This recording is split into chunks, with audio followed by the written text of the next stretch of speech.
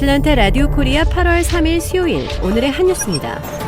미국 권력 서열 3위인 낸시 펠로시 하원 의장이 대만 방문을 마치고 한국 시각 3일 오후 한국에 도착했습니다. 펠로시 의장을 포함한 미국 하원의원 대표단이 탑승한 C-40C 전용기는 한국 시각 3일 밤 9시 26분께 경기 오산 미 공군기지에 착륙했습니다.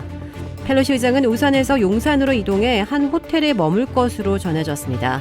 미 하원 의장 방한은 2002년 데니스 헤스터트 당시 의장 이후 20년 만입니다.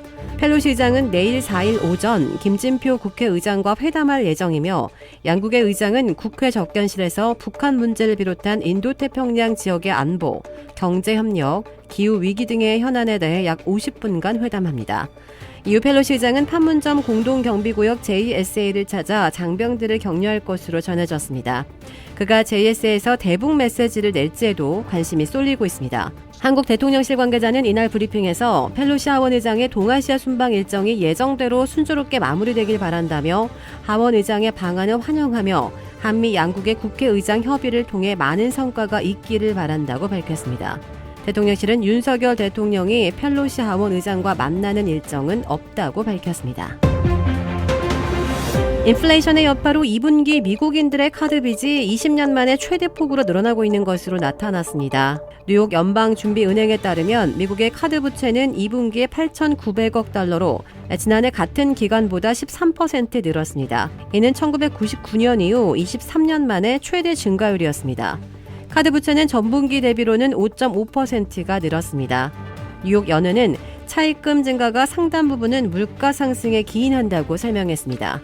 이런 카드빚 증가는 인플레이션을 따라잡기 위한 소비자들의 고군분투를 반영합니다. 미국에서 휴밸류 평균 가격이 6월에 사상 처음으로 갤런당 5달러를 돌파했고 그달 소비자 물가 상승률이 9.1%로 40여 년 만에 최고치를 보인 바 있습니다.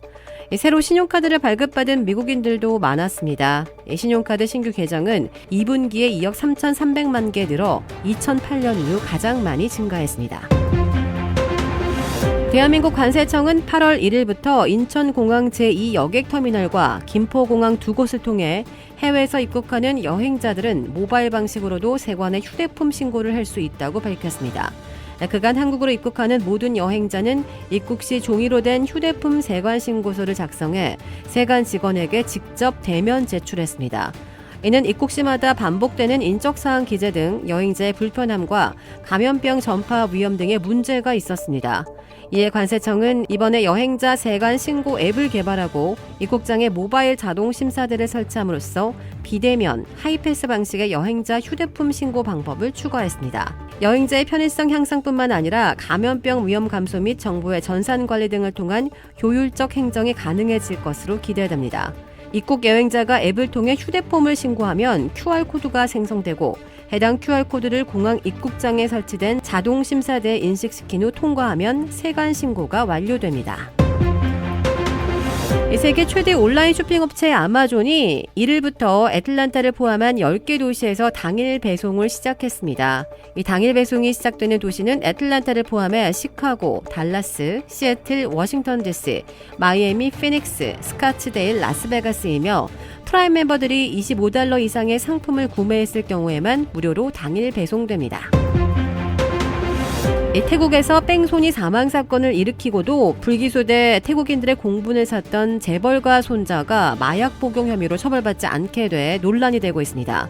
오늘 방콕 포스트에 따르면 세계적 스포츠 음료 레드불 공동 창업주의 손자 오라윳 유이티아의 코카인 불법 복용 혐의에 대한 공소시효가 마약법 개정으로 만료됐다고 태국 검찰총장실 대변인이 전날 밝혔습니다. 오라윳은 당시 27세였던 2012년 9월 방콕 시내에서 술과 마약에 취해 고급 외제차 페라리를 과속으로 몰다가 오토바이를 타고 근무 중이던 경찰관을 치어 숨지게 한 뒤 달아났습니다. 그러나 경찰은 사고 후 스트레스 때문에 술을 마셨다는 오라윳 측의 주장을 받아들여 음주운전 혐의를 적용하지 않는 등 봐주기로 일관했고 오라윳은 해외로 도주했습니다. 또한 검찰은 사건 발생 8년 만인 2020년 불기소 처분을 내려 유전 무죄 논란과 함께 여론의 거센 비판을 불러일으켰습니다. 불기소 결정 이후 반정부 집회까지 이어질 정도로 태국에서는 반발이 확산했고 결국 총리 지시로 진상조사위까지 꾸려져 재조사가 이루어졌지만 검찰과 경찰의 조직적인 비호가 있었다는 정황이 나왔습니다. 검경은 뒤늦게 부주의한 운전에 의한 과실치사에 코카인 불법 복용 혐의도 추가했습니다. 그러나 이후에도 처벌은 이루어지지 않았고 오라이웃은 여전히 행방이 모연하고 검찰은 경찰이 체포에 데려오기 전에는 마약 복용 혐의에 대해 기소할 수 없다고 소극적인 태도를 보이고 있습니다. 유이티아 일가는 617억 바트, 한화 약 23조 4천억 원의 재산을 보유해 태국 내 두 번째 부호로 꼽히고 있습니다. 주택 구매뿐만 아니라 커머셜, 웨어하우스, 비즈니스 건물까지 부동산계의 큰손 이주환 부동산. 크레딧 카드 빚 최대 80%까지 탕감. 크레딧은 지켜드리고 빚은 줄여드리는 O3 컨설팅이 오늘의 한 뉴스를 후원합니다. 이상 애틀랜타 라디오 코리아 8월 3일 수요일 오늘의 한 뉴스의 고지선이었습니다.